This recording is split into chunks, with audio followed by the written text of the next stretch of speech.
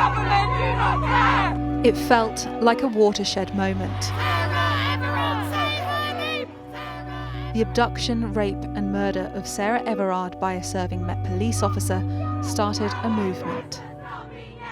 We felt that we needed to take back control of our public spaces, our park and our streets. A cocktail of anger and grief saw thousands take to the streets and social media to share their daily experiences of harassment, fear and threat. What stops it from being me? What stops it from being anyone that I love? 71% of all women in the UK have experienced sexual harassment in a public space, with that number rising to 86% among women aged 18 to 24. The reaction to Sarah's horrific murder shone a spotlight onto violence against women. The UK government responded by laying out a plan to improve safety. But 6 months on, is change coming fast enough?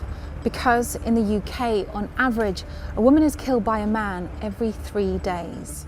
And now, ITV News can reveal, since Sarah went missing, 77 women have been murdered where a man is the principal suspect, bringing the total this year to 105, according to Counting Dead Women, a group that tracks femicide in the UK.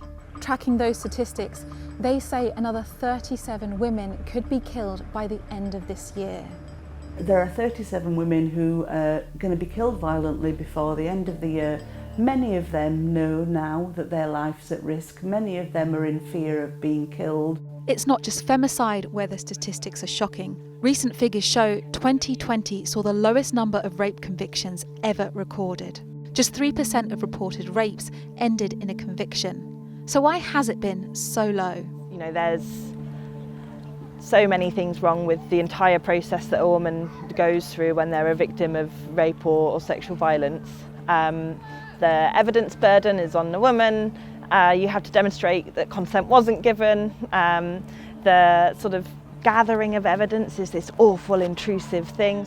Campaigners say these statistics underline an ongoing failure to protect women. The pressure remains on the government to act. But in the wake of Sarah Everard's killing, they did announce a range of measures to improve safety for women, such as better street lighting, more CCTV, an online tool where people can record areas where they feel unsafe, a new police chief to tackle violence against women and girls, and undercover police in bars. Caroline Noakes chairs the Women and Equality Select Committee. She says the initial proposals were misguided. The solutions can't be, absolutely cannot be, stick to well-lit areas, don't walk alone. That absolutely is blaming the victim for what has happened to her. In July, the government also announced its Violence Against Women and Girls strategy with the ambition to increase the number of perpetrators brought to justice. But is this the solution? Somebody who rapes and murders doesn't start off with that as their first crime. And so we need to not spend our time focusing on stronger sentences for those who've committed the very serious, the most awful crimes, but actually let's look at the deterrence along the path to that. Campaigners like Andrea Simon, the chief executive of End Violence Against Women Coalition, doesn't believe the amount of funding the government are putting forward will be able to meet the change that they have promised. Numbers of women coming forward to report are at all-time highs, but we are still declining in terms of prosecutions. And we've seen an apology for the appallingly low rate of rape convictions and prosecutions. But actually, in the last 6 months, very little materially has changed. As well as the Violence Against Women and Girls strategy, this year the government introduced the Domestic Abuse Bill. In it, the landmark piece of legislation includes amendments such as strengthening coercive and controlling offences, revenge porn and non-fatal strangulation. The government say this bill will transform the response to domestic abuse. But some of the most vocal campaigners for women's safety say the bill falls short. Benita Knoll, Tracy Kidd, Nellie Mustafa.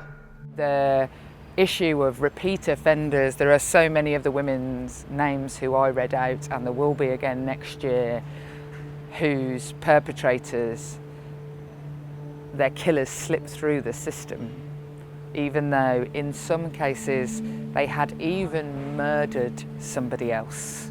And so we need a proper monitoring system for dangerous offenders, not just those with convictions, but with people with repeat patterns of abuse who go on to just move on to the next family and abuse them. And currently none of the legislation, regulation, strategies, reviews in front of Parliament or the public at the moment do anything to properly serve that. And others make a further point that neither the bill nor the strategy make reference to the worst type of violence, killing.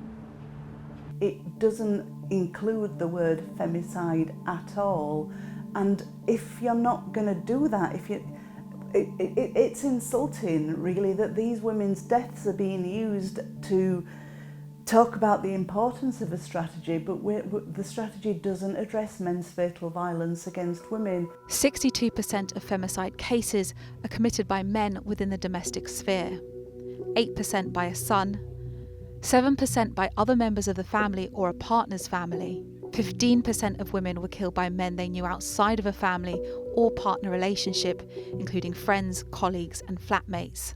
8% were killed by strangers. We need women when they're at work, not just in their homes with domestic abuse. We need women in work to be protected from sexual harassment, the entire thing that we saw in the Me Too movement. We need our streets to be safer and we need more police.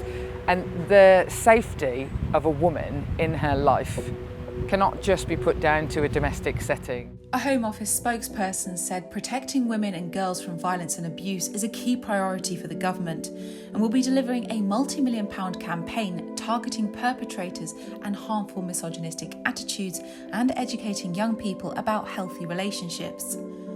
It will remain to be seen if these preventative and interventionist strategies will make change to the widespread sexism and misogynistic behaviour in the UK, because the burden shouldn't be on women having to change the way they live their lives.